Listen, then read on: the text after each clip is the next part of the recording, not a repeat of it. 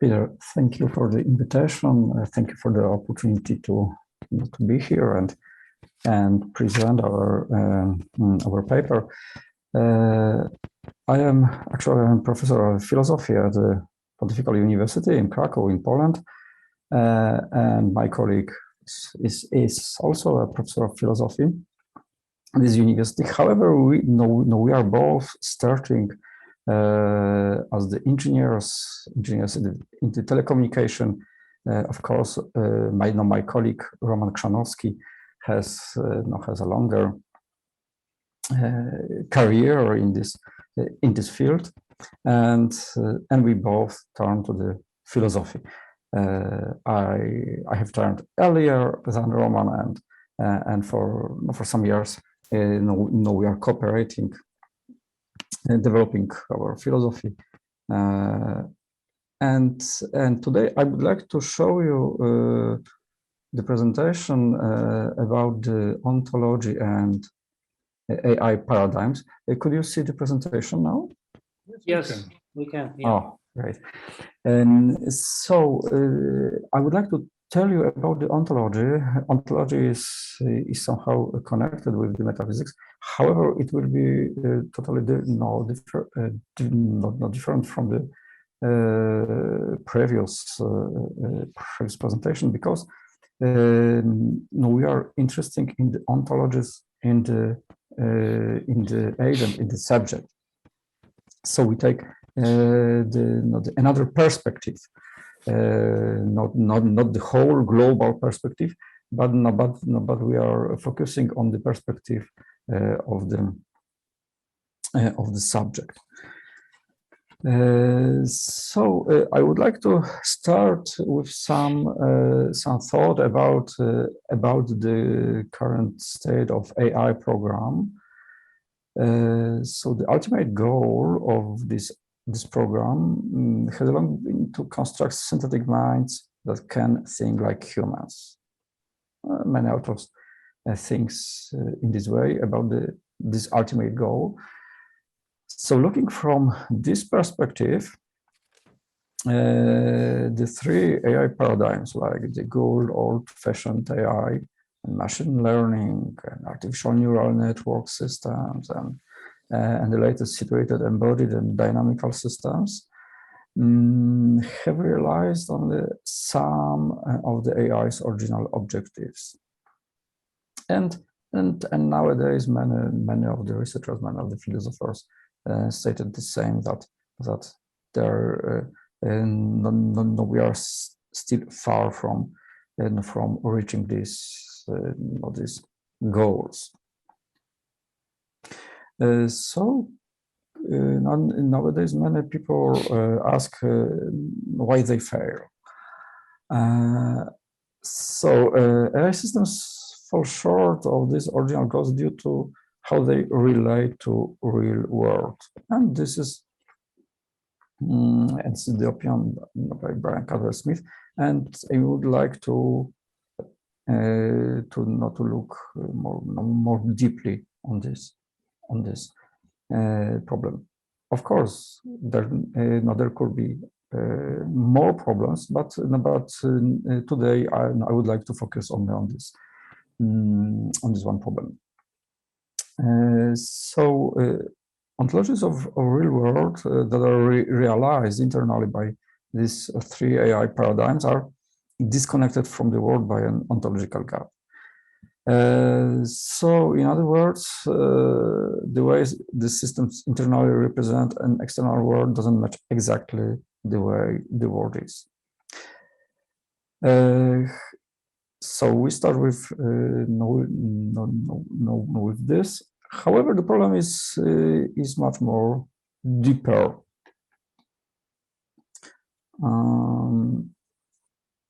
But let's look on the original Brian Smith critique of contemporary AI program. So he wrote that in good or old-fashioned AI systems, the world is represented as a collection of clear, well-defined concepts along the lines of Descartes' clear and distinct ideas. Of course, for the beginnings of AI problem, program, it seems that it will be the best to goes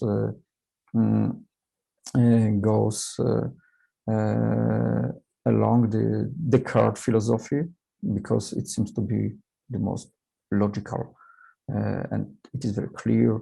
So it seems to be it seems to fit very well to not to our imagination. What is the reasoning?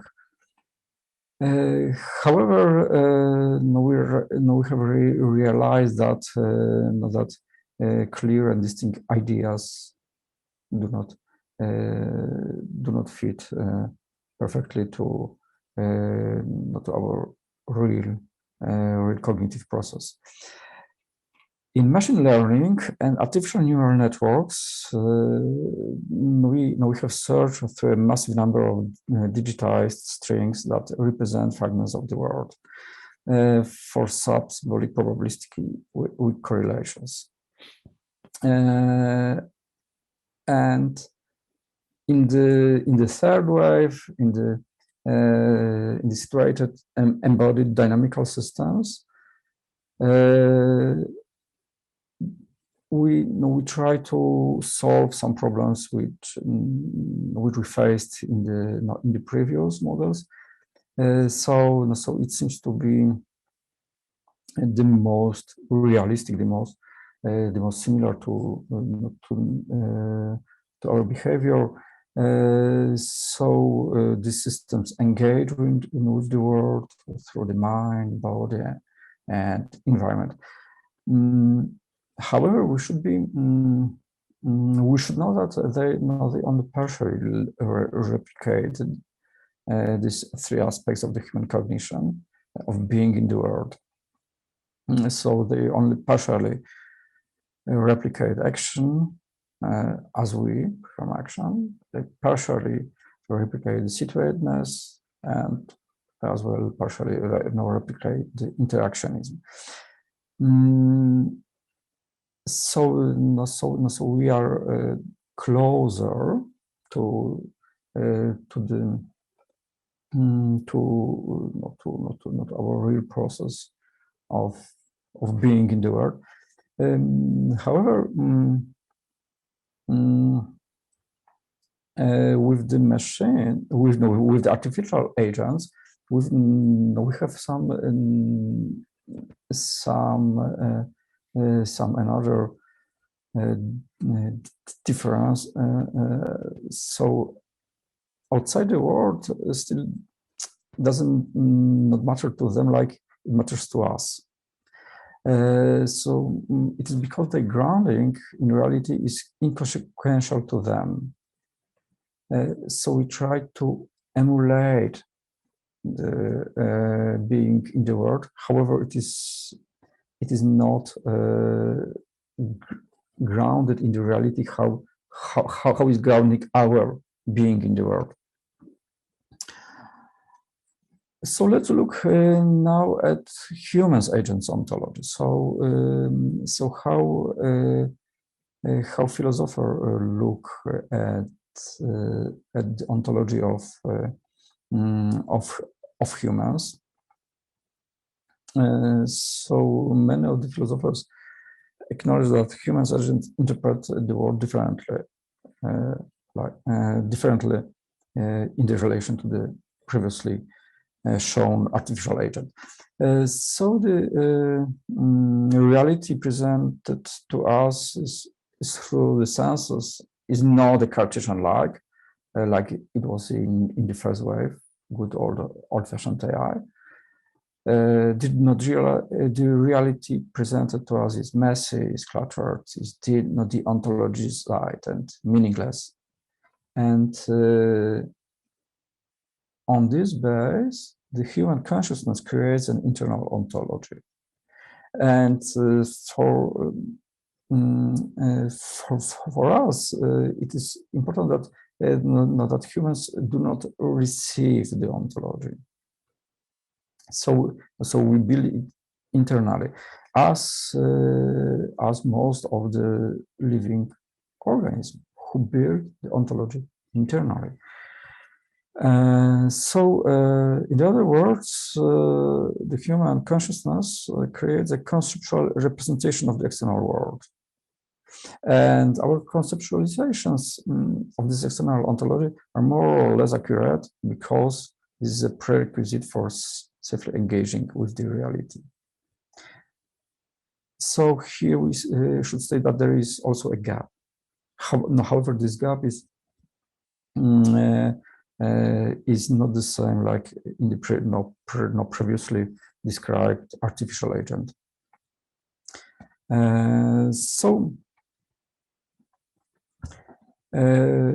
What are the other differences? Our engagement in reality also means that we take responsibility for the ontology we create.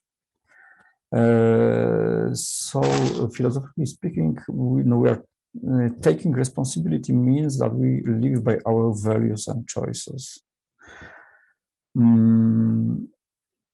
And we can distinguish between our representation of the external world and acknowledge that the difference between them and what is what this means for us. So in other words, we are aware in principle of the ontological gap. So we are aware what is the reality and what is the representation. Of course, when we are fully conscious, maybe when we are dreaming, we are not fully aware about this this ontological gap. However, normally when we are conscious, when we are acting in the reality, we are conscious about this this difference. But we've got the problem with the synthetic systems because, as we understand them, they do not have this property. So I think this is maybe one of the important key to the conscious machine to implement this feature.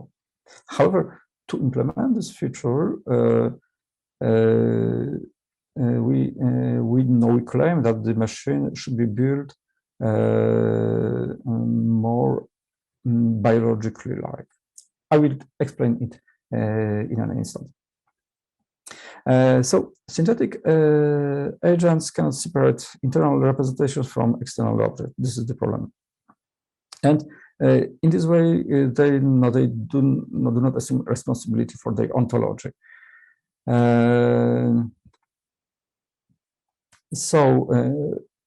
We claim that a good explanation comes from biosemiotical perspective.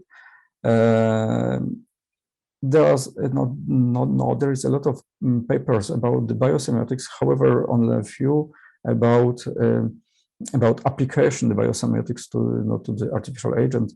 We here based on a paper of Anna Starosiek, which will be published soon in the October. So she explained how we could understand the biosemiosis process like in the artificial agents. In the biosemantic perspective, the subject actions which are organically determined, so determined by our biological construction, engage the subject into reality, and this enable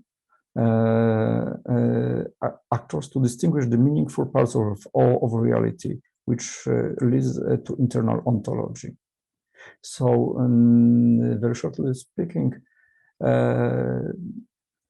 the biological needs are the fundamentals of our ontology, because our biological needs leads the subject to distinguish some parts of reality. For example, as on this picture, a person pick a coffee bean, because the coffee bean are important for us. We could use them for ourselves. Maybe for For another species, it is not important object, but for the humans, for most of the humans, coffee beans are very important. Let me give a 10-minute note, okay? Okay. Thank you very much.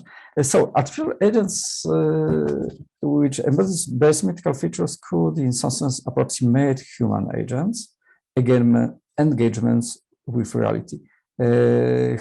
Why approximate? Because of the difference in the in their construction. When engaging with reality, the characteristic of human mind include property of the subjective judgment. It is also there from the philosophy of subject. So judgment is understood here as an agent capacity to distinguish between the internal and external world and committed on its own existence, well-being, and ontology. So the creation of a singular subjective judgment and biastic capacities in synthetic agent would seem to be a necessary precondition for synthetic systems to think like us. However, as I told, bodily difference means that this similarity could be essentially limited. So the differences between human agents' ontology of the world and the artificial agents' ontology of the world create another ontology gap. We are the gap between the ontologies. And the gap or the difference between these two ontologies is rather an effect of the mode of engagement with reality. So this we've got also the gap between the ontologies of different species.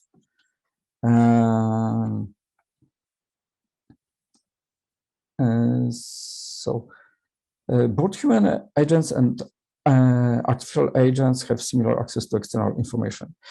Of course, we may even claim that even artificial agents may have better access to raw physical space, maybe more sensors, like in this picture from the old edition of Science of Language. But the difference is in how these realities are interpreted or how they are evaluated. So this is what we call judgment here for the simplicity. And this is a property of judgment which makes the difference. And can we close the gap? I need to know that we are still not understand fully how human builds meaningful ontology.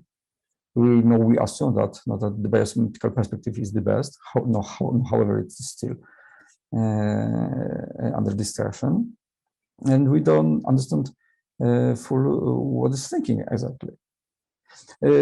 However, but with the technology, we should never say never. My question is, could we find a bypass of this problem?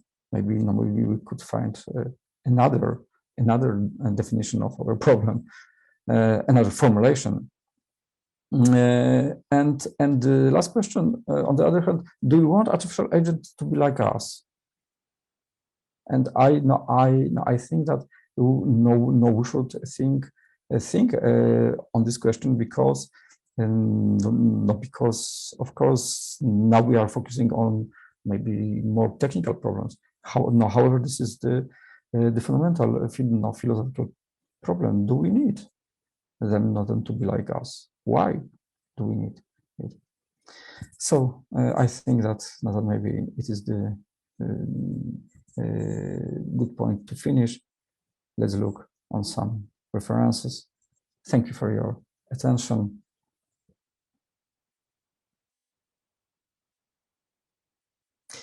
Peter, I can hear you. Okay, thank you very much. Do we have any questions? I hope we do.